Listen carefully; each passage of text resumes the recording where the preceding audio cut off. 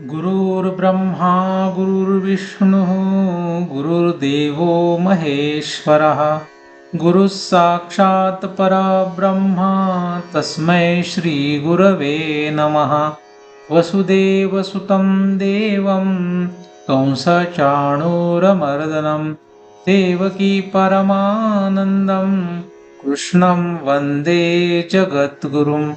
हरि ओम तत्सत् हरि ओम तत्सत् हरि ओम तत्सत्। सद्गुरुनाथ भगवान की जय।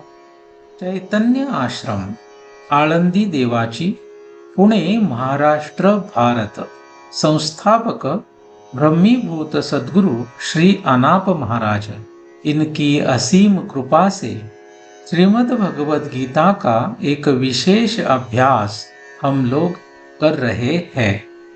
आज पहले अध्याय का 47 क्रमांक का श्लोक हम लोग देखेंगे।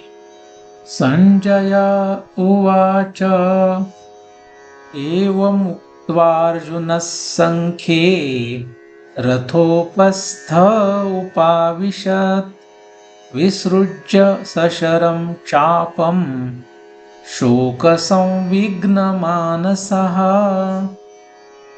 इस श्लोक की अवतरणिका। अर्जुन ने श्री कृष्ण को जो कहा वह सब संजय ने धृतराष्ट्र को बताया। उसके उपरांत अर्जुन की जो स्थिति हो गई उसका वर्णन करते हैं। पदच्छेद और शब्दार्थ।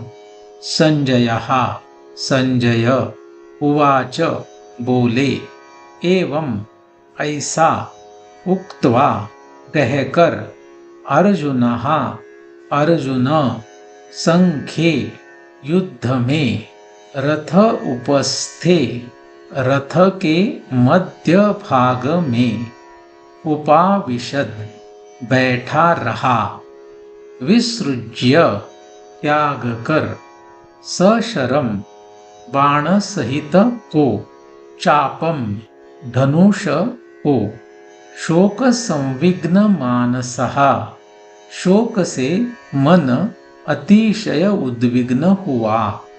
अन्वय। संजयः उवाच शोक संविघ्न मानसः अर्जुनः एवं उक्त्वा सशरं चापं विसृज्य संख्ये रथोपस्थे उपाविशत्। विसर्ग संधि के नियम से संजयः इस शब्द के विसर्ग के बाद उ आने के कारण विसर्ग का लोप हुआ है। शोक संविघ्न मानसः इस शब्द के विसर्ग के बाद अ आने के कारण विसर्ग का उ हुआ है और उस कारण शब्द शोक संविघ्न मानसो ऐसा हुआ है। अर्जुनः इस शब्द के विसर्ग के बाद ए आने के कारण विसर्ग का लोप हुआ है। अन्वयार्थ। संजय बोले, शोक से अतिशय उद्विग्न हुआ अर्जुन ऐसा कहकर बाण सहित धनुष को त्याग कर युद्ध में रथ के मध्य भाग में बैठा रहा। सरलार्थ। संजय बोले, शोक से अतिशय उद्विग्न हुआ अर्जुन ऐसा कहकर बाण सहित धनुष को त्याग कर युद्ध भूमि में रथ के मध्य भाग में बैठा रहा। इस श्लोक के ऊपर भगवान श्री ज्ञानदेव महाराज जी ने जो ओवियां लिखी है उनको समझने की कोशिश करेंगे। इस तरह उस युद्ध के अवसर पर अर्जुन बोला। संजय ने धृतराष्ट्र से कहा, अवधान दीजिए। फिर अर्जुन अत्यंत उद्विग्न हुआ। यह संजय धृतराष्ट्र को कह रहा है। आंसू और भावनाओं को रोक ना सके, ऐसा वह अतिशय भावुक हुआ। वहां उसने रथ से नीचे छलांग लगाई। तो यहाँ पर ऐसे दिखता है कि रथ को छोड़कर वो नीचे जमीन पर आकर बैठ गया। तो ऐसा भी एक भाव दिखाई देता है। लेकिन अगर हम लोग श्लोक देखेंगे तो श्लोक में हमने ऐसे देखा है कि वह रथ के मध्य भाग में, यानी कि रथ के एक हिस्से में ही वो बैठा है। इसलिए हम लोग ऐसा इसका अर्थ कर सकते हैं कि वह जो अपनी निश्चित जगह है जहां से वो युद्ध करने वाला था, वहां से वो अभी हटकर उसके आगे जो भगवान श्री कृष्ण के पीछे जगह है वहां पे वो जाकर बैठ गया। ऐसा हम लोग उसका अर्थ ले सकते हैं। तो इस कारण मैंने यहाँ पर ब्रैकेट में रथ के पिछले हिस्से से मध्य भाग में ऐसा लिखा है। जैसे पदच्युत माने कि पद से गिरा हुआ राजकुमार सभी जगह से पीड़ित होता है, क्योंकि अभी उसके पास वो पद नहीं रहा, इसके कारण वह सभी जगह से पीड़ित होता है।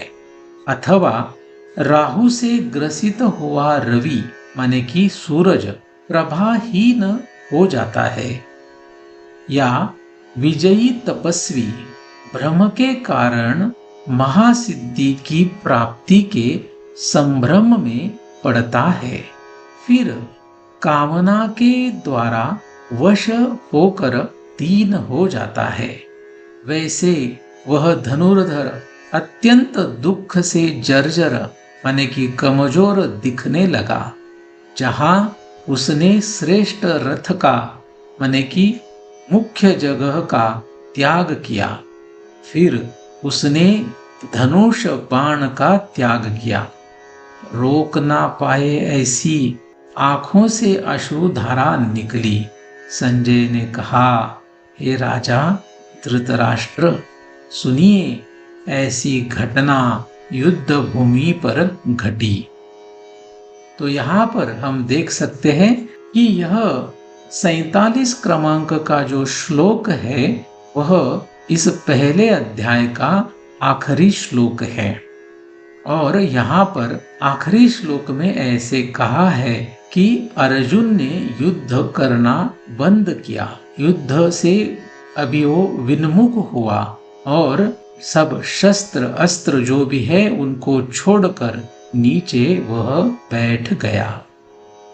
यहाँ पर भगवान श्री ज्ञानदेव महाराज जी ने और 2 ओवियां लिखी है जो कि श्लोक का अर्थ नहीं है।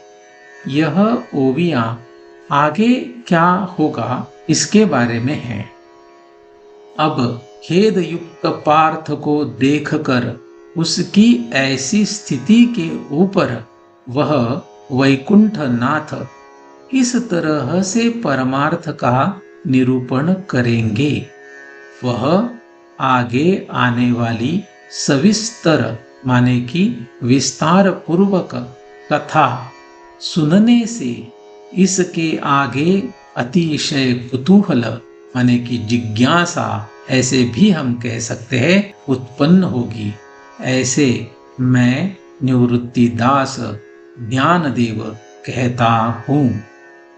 तो इस तरीके से हम लोगों ने यह 47 क्रमांक का श्लोक समझने की कोशिश की। तो आज के लिए बस इतना ही। कुंडलीक वरदा हरि विठ्ठल श्री ज्ञानदेव तुकाराम पंढरीनाथ भगवान की जय। मौली ज्ञानेश्वर महाराज की जय। जगद्गुरु तुकाराम महाराज की जय। सद्गुरुनाथ भगवान की जय।